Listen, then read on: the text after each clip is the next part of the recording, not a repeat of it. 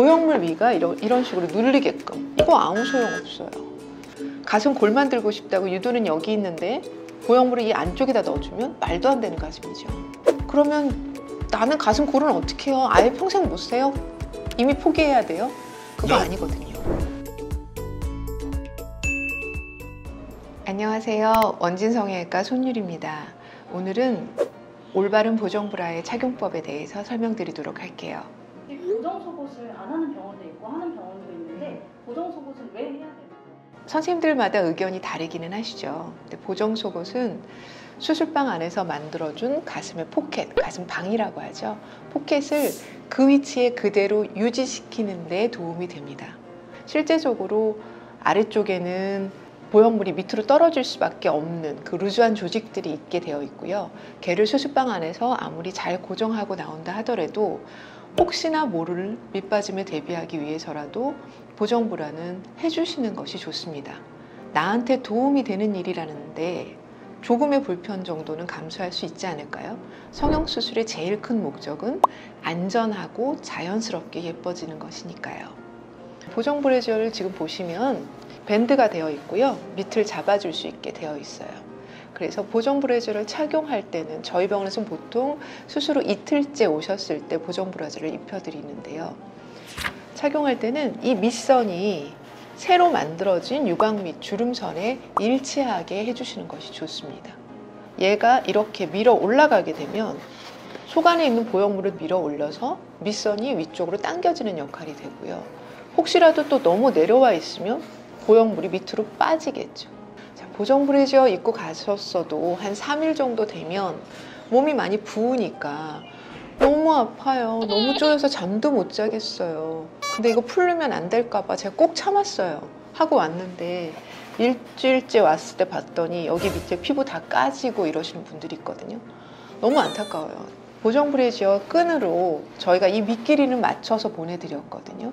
다만 이 폭은 내가 조절하실 수 있어요. 흉곽이 붓고 몸이 부으면 당연히 더 쪼이면서 이런 데가 아플 수밖에 없어요. 그렇다면 이거 풀으셔서 한 칸 더 늘리세요. 아무 상관없어요. 다만 그때 밑선에 보정브래지어의 밑단이 잘 유지할 수 있도록 위치시켜 주시는 건 중요해요. 또 하나는 이런 타이트한 그 엘라스틱 밴디지 같은데 알러지 있으신 분들이 있어요. 그래서 피부가 진짜 짓물러서 오시더라고요. 내 몸이 그렇다면 굳이 맨살을 입으려고 애쓰실 필요 없어요. 요즘 속옷들 잘 나오잖아요. 그러니까 얇고 몸에 잘 맞는 면울된 언더가먼트를 하나 입으시고 그 위에다 보정브라 하시는 거 전 아무 상관없습니다. 추천드려요.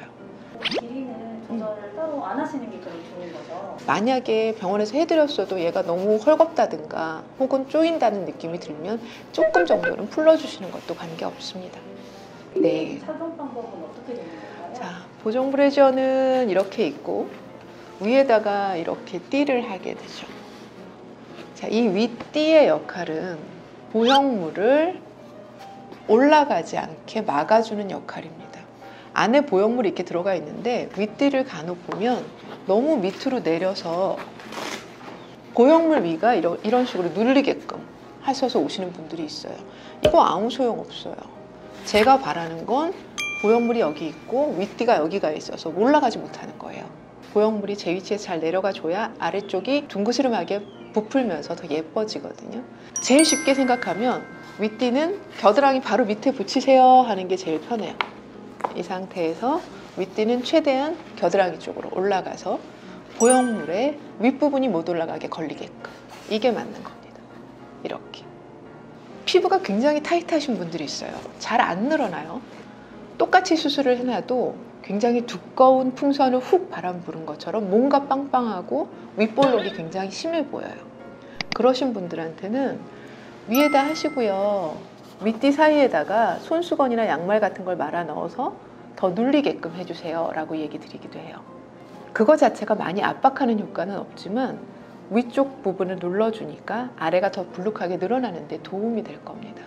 선생님이 수술하고 나서 배가 나왔다고 막 살이 찐 것 같다 이렇게 하시는데 왜 붓냐면 이유가 있죠. 저희는 지구에 살고 있잖아요. 가슴 수술해서 가슴이 부었는데 한 3, 4일 지나가면 부기는 점점 밑으로 내려가면서 배가 볼록해지는 거죠. 그리고 또 하나, 화장실 못 가면 수술 전후에서 금식하고 이러면서 스트레스 받으니까 변비 생기시는 분들 훨씬 많아요. 혹시라도 변비가 심해서 걱정이 되시면 병원에 오셨을 때 얘기를 하면 저희가 약을 처방을 드릴 거고, 이 부기는 자연스럽게 밑으로 내려가면서 빠지게 되니까 걱정하실 필요는 하나도 없으실 거예요. 한 2주 넘어서까지 배 나왔다 하시는 분들 못 봤어요. 복대도 이렇게 차라고 말씀해 주시잖아요. 네, 복대는 어떤 경우에 좀 차는 건지. 간혹 수술하고 나서 1주 지나서 제가 이런 복대를 병원에서 드리면서 복대를 해주세요 라고 얘기하시는 환자분들이 있어요. 그 여름에 더워 죽겠는데 복대까지 하라고요? 힘들죠. 대체적으로 어떤 분들한테 복대를 권유를 하냐면 원래 유두의 위치가 굉장히 바깥쪽에 있었던 분들한테 권유해요.